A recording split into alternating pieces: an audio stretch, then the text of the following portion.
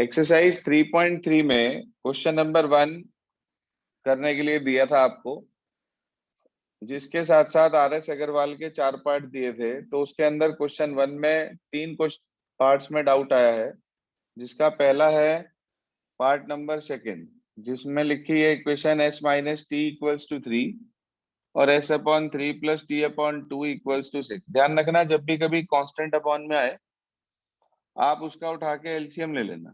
बताओ 3 और 2 का एलसीएम कितना आया? 6। 6। तो 2s plus 3t equals to 6। 6 को उधर भेज दिया। 2s plus 3t equals to 6, 6 36। अब आपके पास दो इक्वेशन आ गई हैं, पहली और दूसरी। आपने लिखा from first s minus t is equals to 3। s की वैल्यू निकाल लेंगे आप यहां से बड़े आराम से, इसे उधर ले जाएंगे 3 प्लस टी। इसे आपने कहा थर्ड इक्वेशन, और फर्स्ट से निकाली है तो इसलिए हम इसको सेकंड में पुट कर देंगे। पुट इन सेकंड रख दीजिए आप इसको सेकंड के अंदर यहाँ पर। तो 2 into 3 plus T plus 3t equals to 36। 3 2 जा 6 हो गया हमारे पास, plus 2t plus 3t equals to 36। 6 हम उधर ले जाकर माइनस कर देंगे। 5t equals to 30। तो t की वैल्यू 6 आ गई हमारे पास। इसे आप उठाकर इसमें रख देंगे। 6 प्लस 3 9। तो s की वैल्यू आपके पास 9 आ गई। आंसर चेक करें प्लीज, क्या आ रहा है? सर इसका आंसर तो सर कुछ और यही आ रहा है। यही आ रहा है। सर मेरा यही आ रहा है। बुक में भी यही आ रहा है। सर बुक में भी यही आ रहा है। ठीक। इसके बाद आपकी अगली प्रॉब्लम है पार्ट नंबर 3। पढ़िए क्या लिखा है please. 3x minus y equal 3। 3x minus y equals 3। 9x minus 3y 9x equal 9। Minus 3y equals to 9। देखो,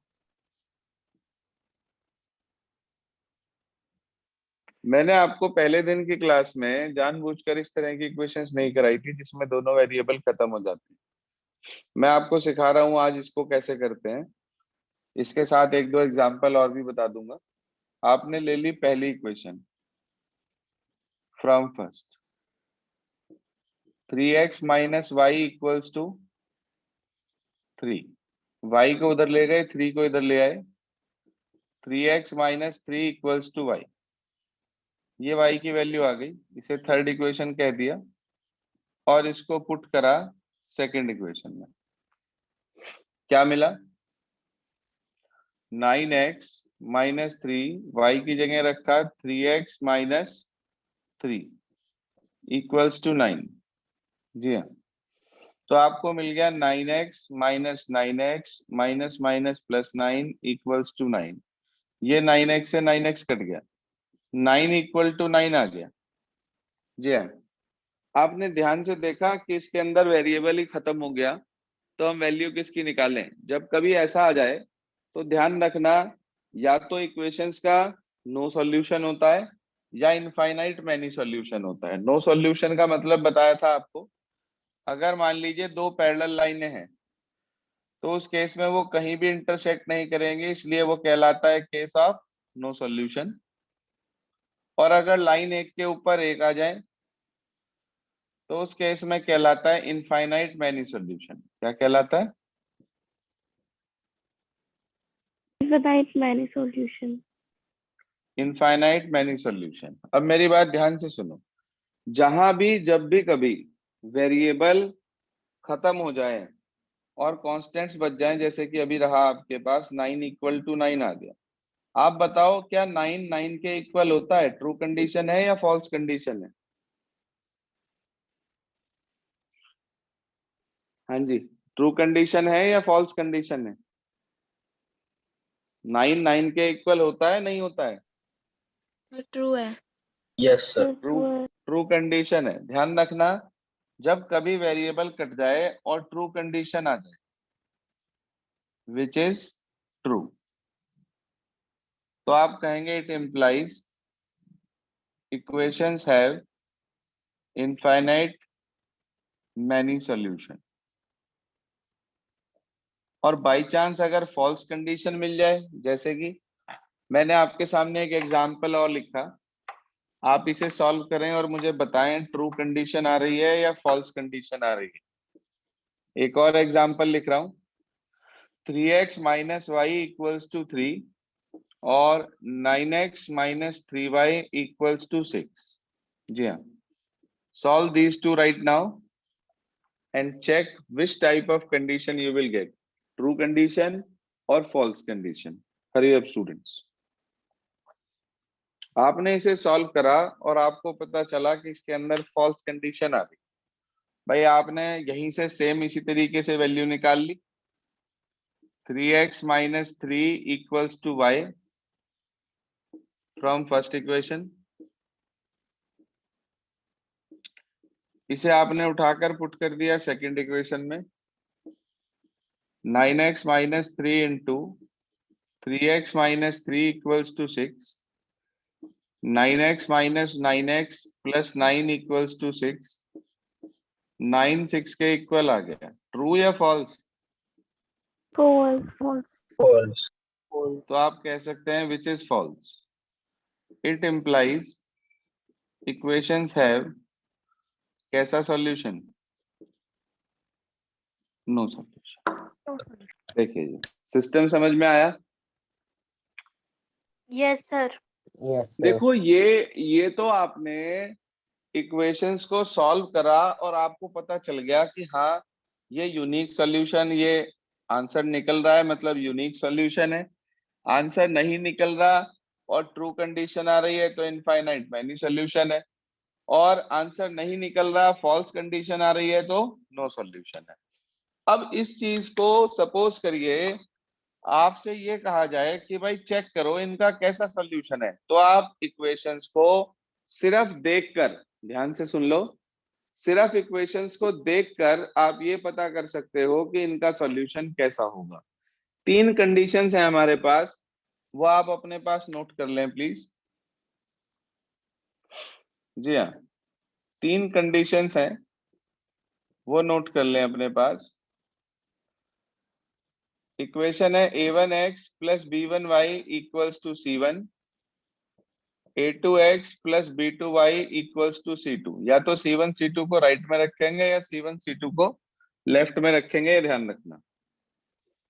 पहली कंडीशन क्या है? पहली कंडीशन ध्यान दीजिए, वो कंडीशन है हमारे पास यूनिक सॉल्यूशन के लिए, जिसे कि हम कंसिस्टेंट भी कह देते हैं, जिसे कि हम एग्जैक्टली वन सॉल्यूशन भी कह देते हैं।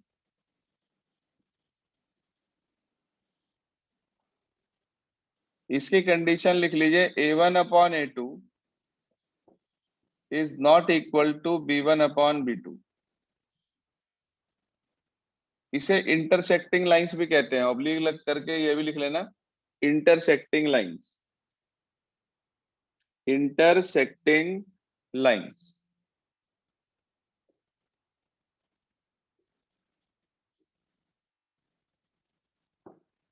चारों नाम इसी के हैं, इंटरसेक्टिंग लाइंस कहो, यूनिक सॉल्यूशन कहो, कंसिस्टेंट कहो या एग्जैक्टली वन सॉल्यूशन कहो। क्या कंडीशन है इसकी? a1 upon a2 not equal to b1 upon b2। याद है किसी को a1 a2 b1 b2 क्या होते हैं? याद ना भी हो तो भी मैंने आपके लिए यहाँ इक्वेशंस लिख दिए हैं। देखो, पहली इक्वेशन में x के कोफिशिएंट को a1, y के कोफिशिएंट को b1। दूसरी इक्वेशन में x के कोफिशिएंट को a2, y के कोफिशिएंट को b2 कहते हैं। अब जरा 1 मिनट के लिए आप मुझे इस वाली इक्वेशन में बताओ a1 अपॉन a2 कितना है? Sir 3/9 equals to 1/2। 3/9। इसका मतलब 1/3 बैठ गया कट के। Yes. Yes, sir. Yes, sir. जरा मुझे b1 अपॉन b2 बताओ। 7 -1 upon 3. अपॉन -3, 1/3. क्या वो भी 1/3, ये भी 1/3, ये भी 1/3। क्या ये दोनों नॉट इक्वल आए? No, sir. No, sir. नहीं, ये दोनों इक्वल आ गए। इसका मतलब ये हुआ कि ना तो इस वाले क्वेश्चन में और ना इस वाले क्वेश्चन में, दोनों में ही यूनिक सॉल्यूशन नहीं आएगा। और आया भी नहीं, ना इसमें आया ना इसमें आया। इसका मतलब हमारा कंडीशन बिल्कुल ओके है हमारी, और इसको सेटिस्फाई कर रही है। यहाँ तक okay? Yes sir. Yes, sir. Condition याद करनी है आपको, इस पर पूरी एक्सरसाइज है 3.2 हमारी। दूसरी नेक्स्ट कंडीशन, जिसे कि हम नो सॉल्यूशन या इनकंसिस्टेंट या फिर ग्राफ ऑफ पैरेलल लाइंस कहते हैं। ग्राफ ऑफ पैरेलल लाइंस एक ही बात है। नो सॉल्यूशन कहें, इनकंसिस्टेंट कहें या ग्राफ ऑफ पैरेलल लाइंस, इस तरीके का ग्राफ होता है। दो पैरेलल लाइनें आती हैं इसके अंदर, और इसमें ग्राफ बना लो। इसके अंदर ऐसा ग्राफ होता है इंटरसेक्टिंग लाइंस का। जी हाँ, इसकी कंडीशन होती है a1 अपॉन a2 बेटा equal b1 upon b2 but not equal to c1 upon c2। जी हाँ, a1 upon a2 equal b1 upon b2 but not equal to c1 upon c2।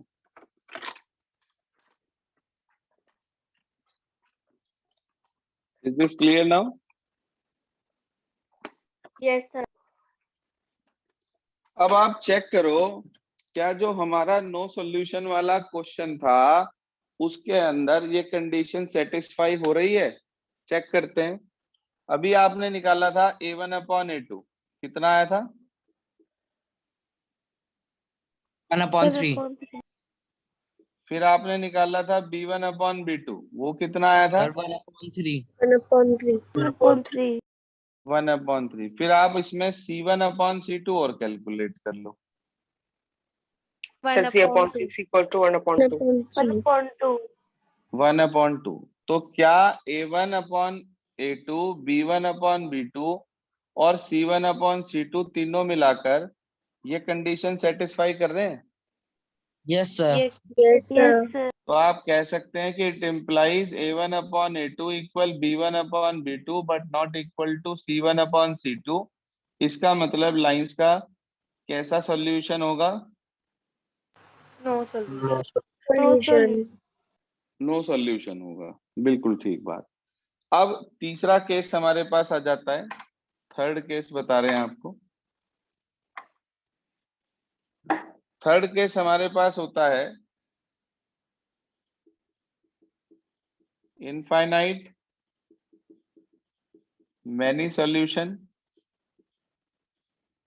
जिसे हम कंसिस्टेंट भी कहते हैं।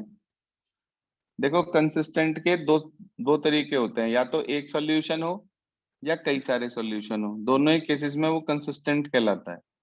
इनफाइनाइट मैनी सॉल्यूशन कहेंगे या कंसिस्टेंट कहेंगे या ग्राफ ऑफ कोइंसिडेंट लाइंस कहेंगे। क्या कहेंगे? Graph of coincident lines.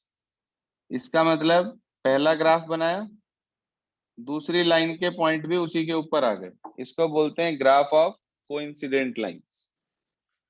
अब इसकी क्या कंडीशन है? a1 upon a2 equal b1 upon b2 equal c1 upon c2। Means सिर्फ इक्वेशन को देखकर आप उसके कोफिशिएंट की रेशियो निकालकर ये जजमेंट ले सकते हैं कि किस तरीके का सॉल्यूशन उन लाइंस का होगा। जरा चेक करना, इसमें इनफाइनाइट आया था, इसमें इनफाइनाइट आया था। जरा इसकी कंडीशन चेक करना, बताना a1 अपॉन a2 कितना है? 1/3. 7/3. 1/3। b1 अपॉन b2 कितना है? 7/3. 1/3. शाबाश, वो भी 1/3। c1 अपॉन c2 कितना है? सर 1/3। 1/3. 1/3. वो भी 1/3। इसका मतलब तीनों 1/3 है, यानी कि हम कह सकते हैं कि इसके अंदर A1/A2 इक्वल है B1/B2 के और इक्वल है C1/C2 के। तो इसका मतलब ये हुआ कि हमारे पास इन दो लाइंस का जो सॉल्यूशन है वो इनफाइनाइट मैनी सॉल्यूशन है, और वही निकल कर भी आया। देख लें, क्लियर हो गई सबको सारी conditions? Yes, sir. Yes, sir. Yes, sir. Yes, sir. इन कंडीशंस को आप अपने पास नोट भी कर लें प्लीज, जिन्होंने अभी तक नहीं लिखी हैं वो नोट भी कर लीजिए। 3 कंडीशंस हैं। पहली यूनिक सॉल्यूशन की, यानी कि एग्जैक्टली वन सॉल्यूशन कहते हैं जिसको, या ग्राफ ऑफ इंटरसेक्टिंग लाइंस भी कह देते हैं। उसकी कंडीशन हमारे पास है A1/A2 not equal to B1/B2। दूसरा हमारे पास है नो सॉल्यूशन, जिसे इनकंसिस्टेंट या ग्राफ ऑफ पैरेलल लाइंस भी कह देते हैं। उसकी कंडीशन हमारे पास है A1/A2 equal B1/B2 but not equal to C1/C2। तीसरा हमारे पास है इनफाइनाइट मैनी सॉल्यूशन, जिसे कंसिस्टेंट या ग्राफ ऑफ कोइंसिडेंट लाइंस भी कहते हैं। उसकी कंडीशन है A1/A2 equal B1/B2 equal C1/C2। Note कर ली तीनों कंडीशन सभी ने?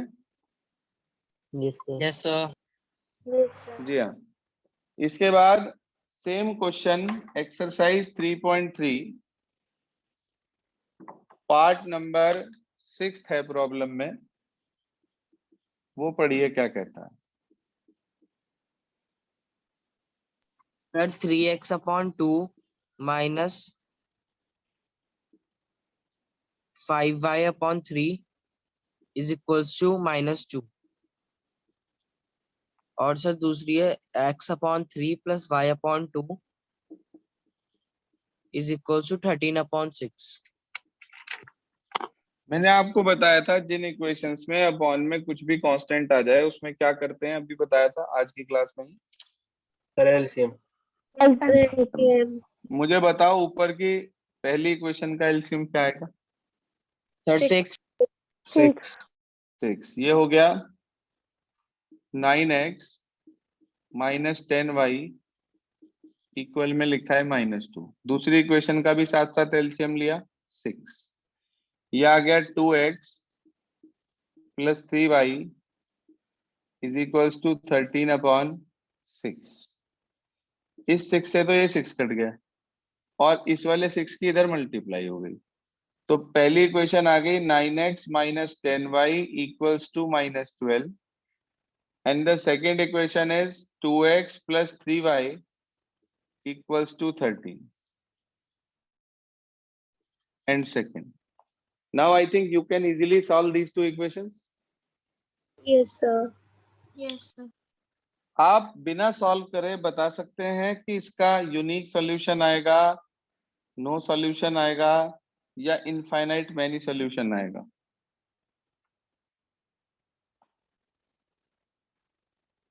Unique solution.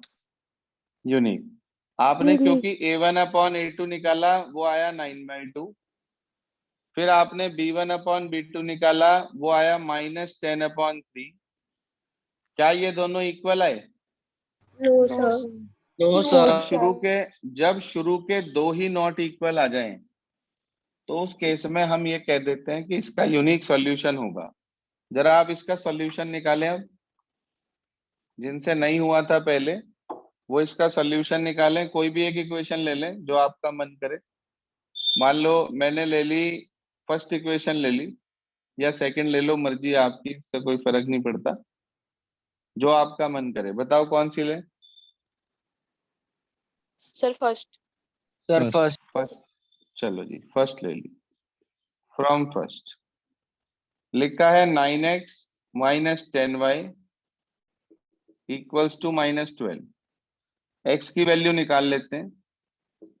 10y को उधर ले गए,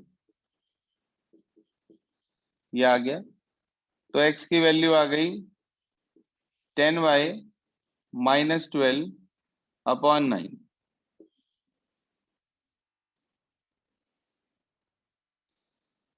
कोई क्वेरी किसी बच्चे की? No sir. हमने इसे फर्स्ट में से निकाला, रखेंगे कहाँ? Second. The second equation. Second. रख दो। Twice of x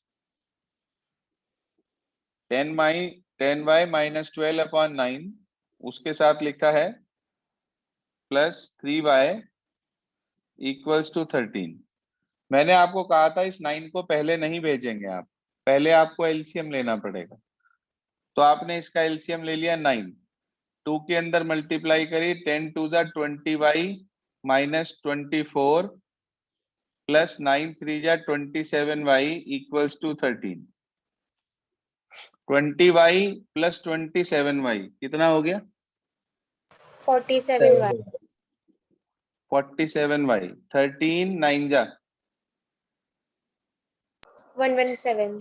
407. and this minus 24 becomes plus 24. Add these two please.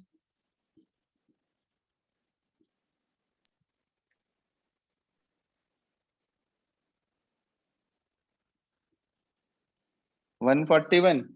Sir 141। तो y की वैल्यू आ गई 141/47। डिवाइड करना, इसको काटना, कट रहा है क्या? 3 जा बिल्कुल ठीक। y की वैल्यू 3 आ गई बेटा। इसे आप उठाकर इस थर्ड इक्वेशन में पुट कर देंगे, थर्ड में पुट कर देंगे आप। 10 3 जा 30. 30, 30 में से 12 चले गए, सर 2 आएगा। 30 में से 12 चले गए, 18, 18/9, 2 आपको आंसर मिल गया। सर 2। चेक करिए please whether sir it is यही है। क्लियर और नॉट। सिस्टम क्लियर हो गया सभी को? Yes sir. Yes, sir. RS Agarwal के 4 पार्ट दिए थे आपको, इसी मेथड से रिलेटेड थे वो। उनमें कोई प्रॉब्लम किसी स्टूडेंट की?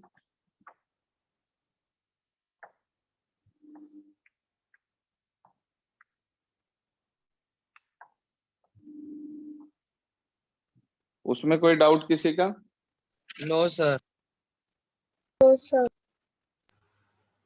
नोट करें, इसी सेम मेथड से आज आपको RS Agarwal exercise number 3B same pattern से, सेम मेथड जो आपको बताया था सब्स्टिट्यूशन, उसी से ही RS अग्रवाल एक्सरसाइज 3B में क्वेश्चन नंबर 5 से लेकर क्वेश्चन नंबर 10 तक ट्राई करने हैं। होमवर्क क्लियर है सभी को? Yes sir.